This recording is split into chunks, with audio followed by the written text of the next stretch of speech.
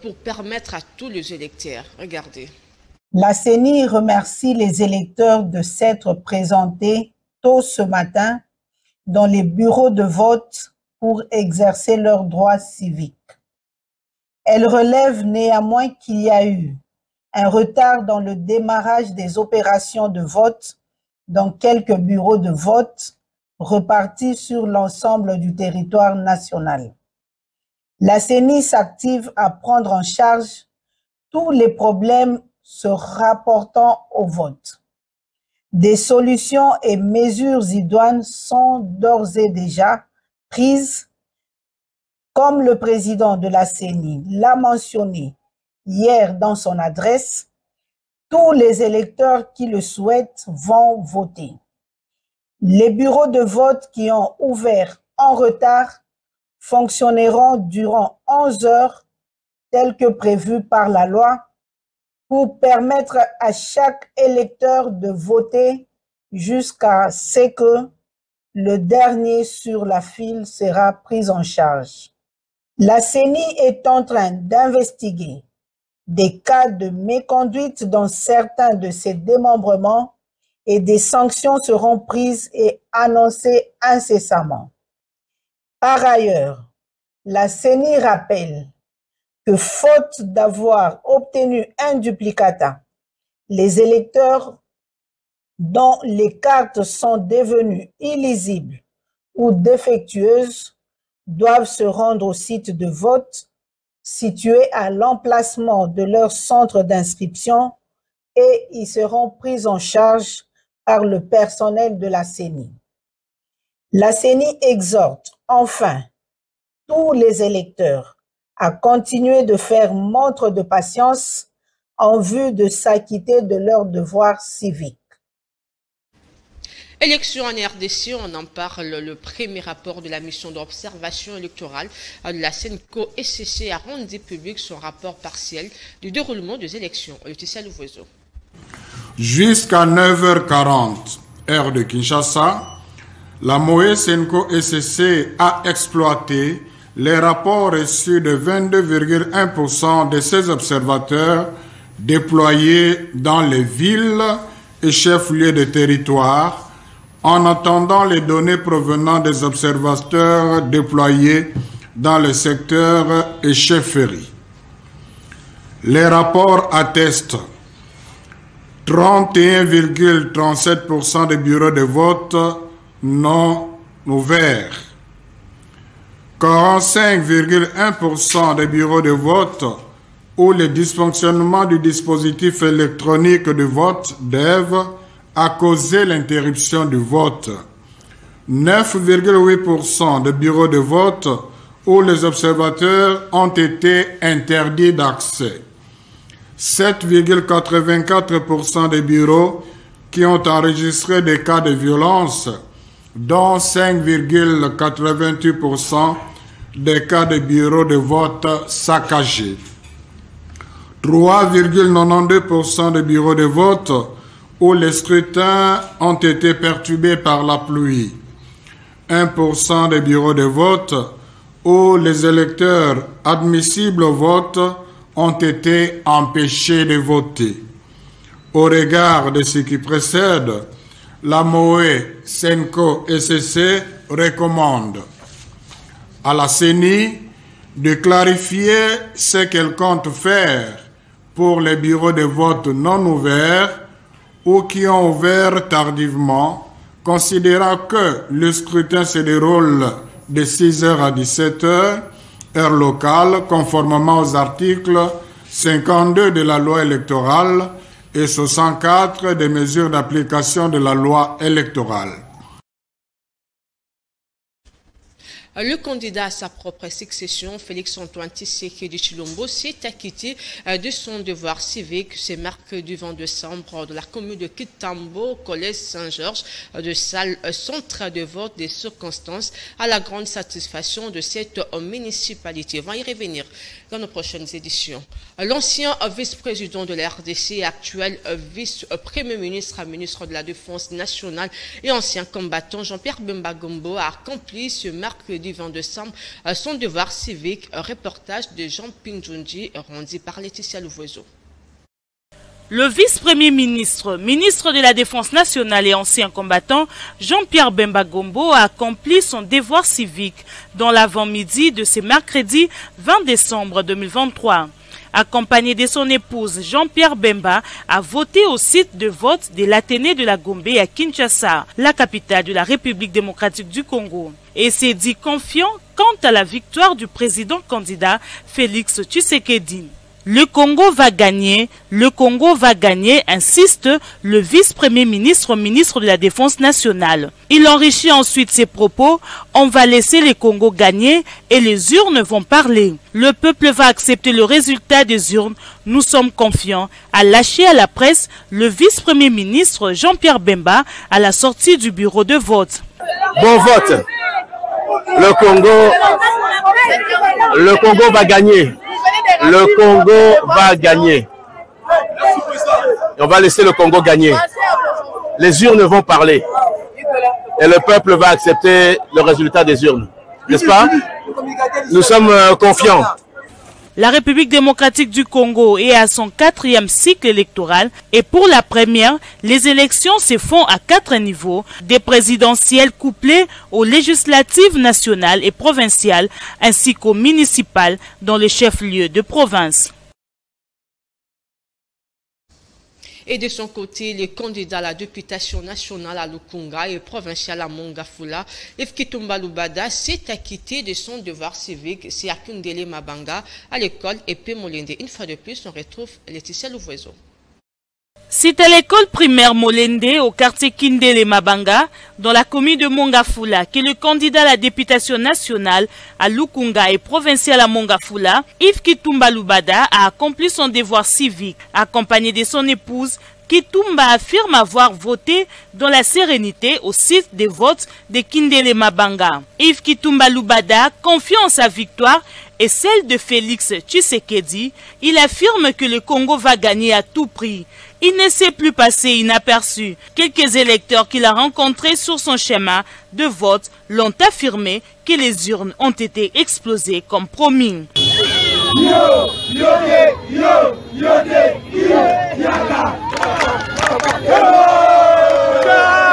La République démocratique du Congo est à son 4e cycle électoral et pour la première fois, les élections se font à 4 niveaux, des présidentielles couplées aux législatives nationales et provinciales ainsi qu'aux municipales dans le chef-lieu de province. Prenons cette fois-ci la direction de la Belgique où plusieurs Congolais ont voté au site de vote de l'ambassade de l'RDC en Belgique. Regardez. À la capitale bruxelloise, au Royaume de Belgique, plusieurs Congolais ont voté ce mercredi 20 décembre 2023. Ils étaient nombreux depuis 7 heures devant l'ambassade de la République démocratique du Congo où est situé le bureau de vote pour l'élection présidentielle. 3130 électeurs congolais de la Belgique ont accompli leur devoir civique. Des bus spéciaux ont facilité les déplacements des étudiants. C'est une réussite, comme vous voyez, il y a beaucoup de monde qui ont participé. Et notre objectif, c'est vraiment de donner la chance à la diaspora, aux Congolais de l'étranger, de pouvoir voter, même si on a encore un goût qui n'est pas satisfait parce que les Congolais qui sont devenus étrangers ne peuvent pas encore voter.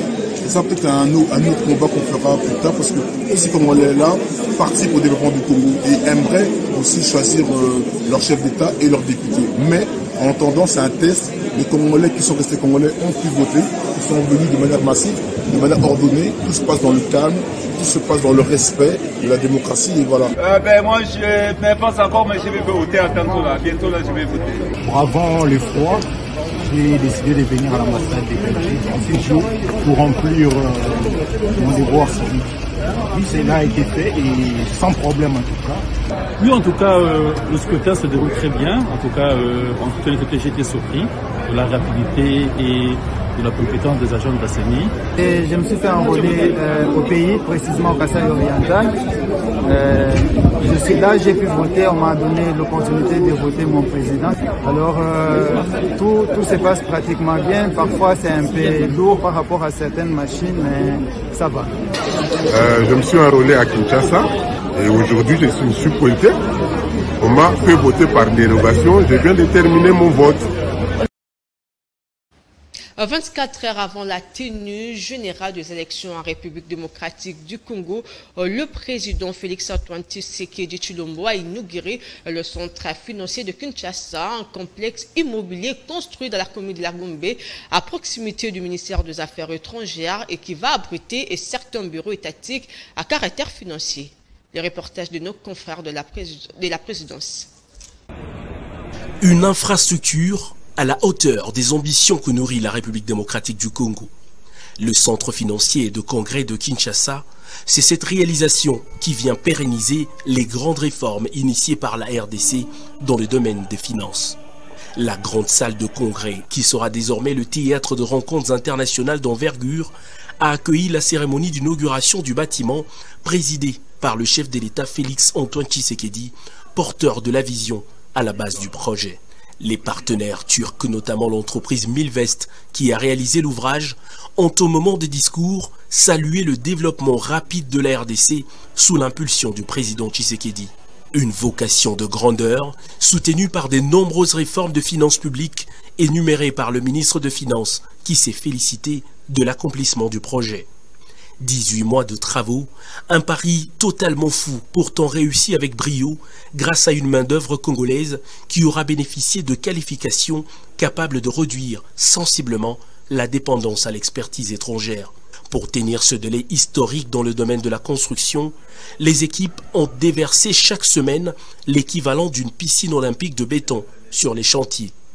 Loin de n'être qu'un simple ouvrage, cette infrastructure se veut un vrai catalyseur, celui de la capacité par notre pays de réaliser des prouesses en des temps records, mais bien plus celui de notre volonté collective à participer à l'essor de notre continent en dotant progressivement l'État congolais d'outils et de moyens de sa politique, ainsi que de son action, afin qu'il devienne réellement un acteur majeur de développement de notre nation et des peuples d'Afrique.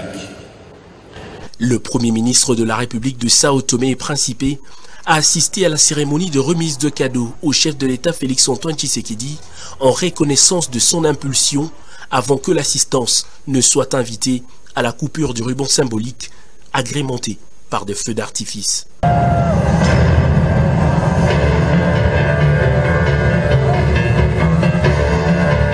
Cet édifice va permettre au pays de générer de ressources au profit du budget. Sa gestion a été confiée au fonds d'investissement stratégique créé par le gouvernement.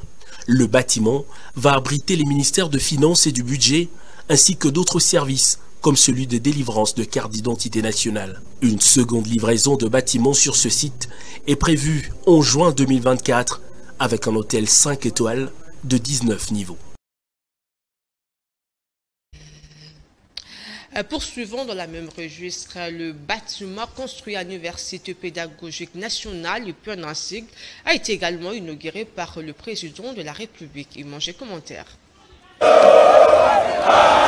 Ils n'ont pas manqué d'exprimer leur joie incommensurable. Quoi de plus normal au regard des conditions déplorables avec lesquelles ils étaient obligés de mener leurs études universitaires ici au sein de l'Université pédagogique nationale.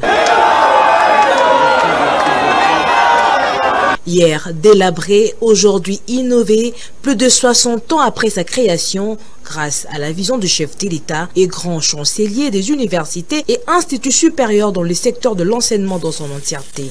Félix-Antoine Tshisekedi Tshilombo a fait le déplacement pour une troisième fois dans cet alma mater pour inaugurer la deuxième phase des travaux de rénovation et construction des infrastructures sur ce nouveau campus. Sur financement propre du gouvernement de la République, 3 grands bâtiments ont été construits sur le site comprenant 42 auditoires, 2 bibliothèques numériques et physiques, un laboratoire et une grande salle de conférence. La satisfaction des bénéficiaires est à la mesure de l'œuvre réalisée. Les conditions dans lesquelles on étudiait étaient tellement bizarres. On reconnaît une autorité par rapport à ses œuvres en fait. Cet acte du chef de l'État, son engagement et sa détermination à initier des réformes dans le but d'améliorer le système éducatif national, des éléments qui ont motivé l'ensemble de la communauté universitaire de l'UPN par l'entremise de son comité de gestion de décerner au chef de l'État le prix de l'excellence du champion de l'éducation.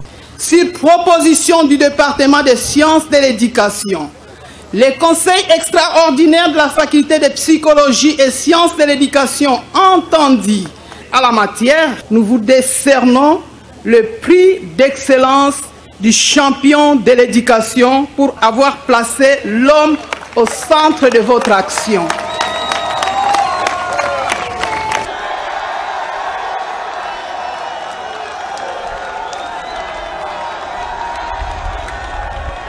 Ces locaux bien équipés et climatisés ont chacun la capacité d'accueil de 260 étudiants. La troisième phase des travaux comprend la construction des hommes de filles, un nouveau bâtiment de R+1 de 14 auditoires, un terrain de football avec gradin, le rectorat et 2 bâtiments administratifs sur une durée maximum d'1 an. Le président de la RDC, Félix-Antoine Tshisekedi Tshilombo, a visité le chantier du Grand Marché de Kinshasa. Regardez. Il ne laisse apparaître aucun signe de fatigue sur son visage. Après 30 jours de campagne électorale et 26 provinces parcourues, l'infatigable serviteur de l'État était ce mardi 19 décembre au marché central de Kinshasa, en pleine construction, pour une visite d'inspection. Chaleureusement accueilli sous les chantiers, le président de la République Félix-Antoine Tshisekedi Tshilombo est venu faire le suivi des travaux qui sont presque à terme. Quelques explications lui ont été fournies sur place. Soucieux d'offrir aux Kinois un centre de négoce moderne, le chef de l'État a donné des instructions fermes pour le parachèvement à bonne date de ces grands marchés. Tout autour, à commencer par l'avenue Kassabou. Vous avez vu dans quel état elle est? J'étais choqué. La construction proprement dite a commencé le 19 septembre 2022. Elle était précédée de la phase de démolition de l'ancien marché et l'évacuation des déchets.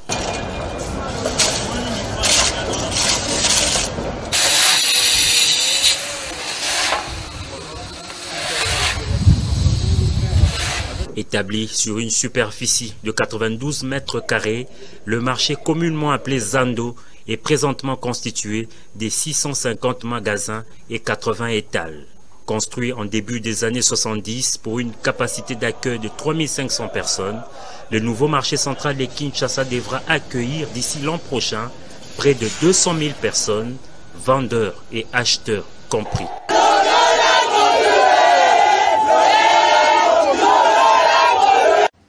Avant de changer les chapitres, sachez que Félix-Antoine Tshisekedi a aussi inauguré et mis en service l'hôpital général de référence de Kinshasa, ex-Mamaemo, devenu et centre hospitalier universitaire Renaissance.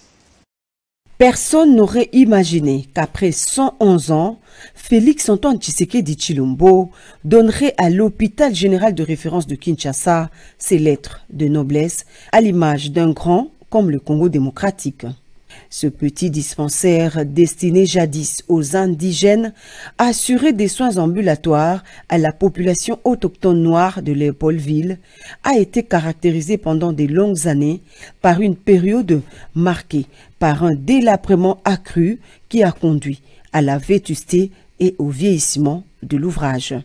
110 ans après, avec un bâtiment imposant de 4 étages, Mamaemo est devenu aujourd'hui un miroir sous Félix Tshisekedi Tshilombo, un hôpital qui répond aux standards internationaux, fruit de la détermination du chef de l'État à accompagner sa vision de la couverture santé universelle avec des acquis à consolider. Cette nouvelle infrastructure hospitalière s'appellera désormais Centre hospitalier universitaire Renaissance. Pour le ministre de la Santé, la dénomination CHU Renaissance renvoie au fait que désormais, tout va changer dans le système de santé. Le centre hospitalier marquera ce changement, un établissement sanitaire le plus rigoureux pour atteindre des nouvelles missions des soins et de formation. L'hôpital reste cependant accessible à toutes les bourses. Après la démolition des pavillons 1, 2, 3 et les annexes, la construction du premier bâtiment type R+4 plus sous-sol avec ascenseur comprend tous les services avec 2500 lits et près de 6000 agents. Le centre hospitalier universitaire Renaissance compte désormais parmi les plus grandes entreprises de la RDC en termes d'effectifs. Le comité de gestion plaide pour une modernisation du système de gestion. Il convient de signaler que les travaux financés par le ministère des Finances à travers le BCECO ont duré 20 mois et ont coûté 18 millions de dollars américains. Ils vont se dérouler en 3 phases pour garder l'opérationnalité des services offerts par l'hôpital. Après l'exécution de la première phase, l'espace prévu pour la construction des bâtiments de la deuxième phase étant actuellement occupé par les patients, les travaux y relatifs débuteront après la délocalisation des patients qui vont occuper les nouveaux bâtiments construits dans le cadre de la première phase.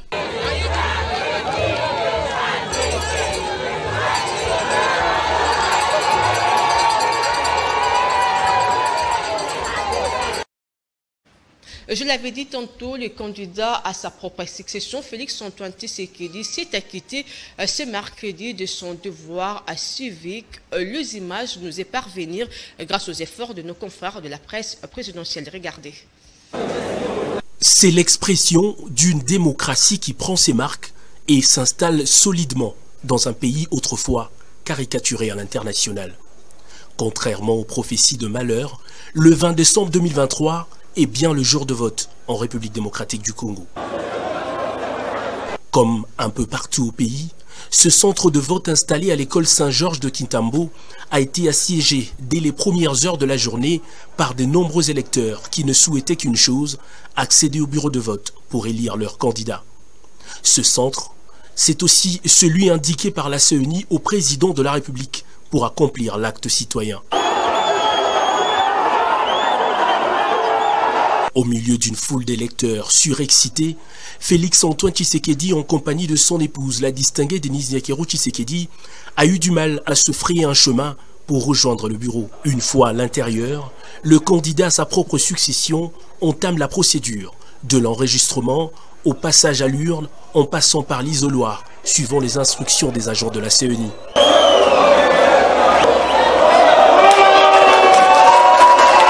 En moins de 7 minutes, c'est fait.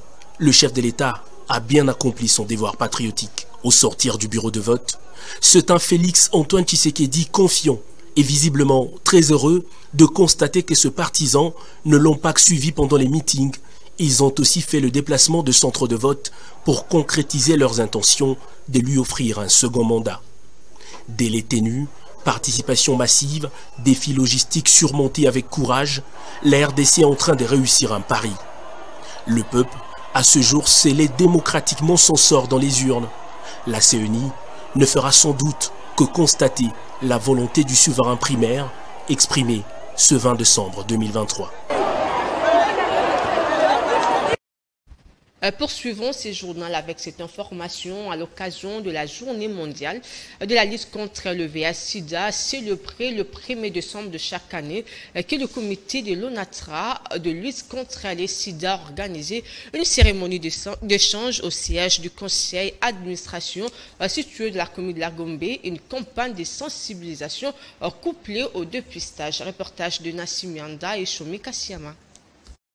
Les communautés de l'ONATRA lutte contre le sida, COL en sigle, a organisé au siège du conseil d'administration de la commune de la Gombe une campagne de sensibilisation couplée au dépistage représentée par le docteur Matumbu, président du COL, qui a démontré aux membres du conseil d'administration de l'ONATRA le port correct du préservatif homme comme femme avant de le distribuer. Il a également exhorté à l'assistance à l'abstinence pour éviter les infections sexuellement transmissibles.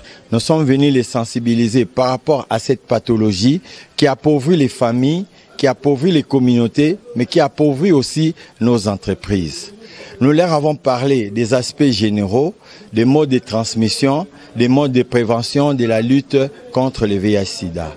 Mais la base du message, c'était l'appropriation de la lutte contre le VIH-Sida par les membres de la communauté. C'est-à-dire, nous avons voulu faire comprendre à nos agents administratifs que la lutte du sida, c'était aussi leur problème. Les participants se sont réjouis de cette leçon apprise. Ils se sont exprimés en ces termes. Mais lelo peut-être aussi docteur il y a sida ndenge développé dans nzoto mutu et bassine clinique nango et puis comment kolata ko se préserver pour na ozala atteindre la sida té notamment pour na alaxi biso préservatif o ba papa balataka alaxi biso pe o ya ba mama. Ainsi, à travers un point de presse organisé à son siège situé de la commune de la Gombe, que la communauté baptiste au Congo a condamné la destruction du temple et de l'institut professionnel de l'église locale à Sébéco, quartier cité des anciens combattants de la commune de Ngalima, et elle appelle à l'intervention des autorités politico-administratives et judiciaires du pays pour la réhabilitation.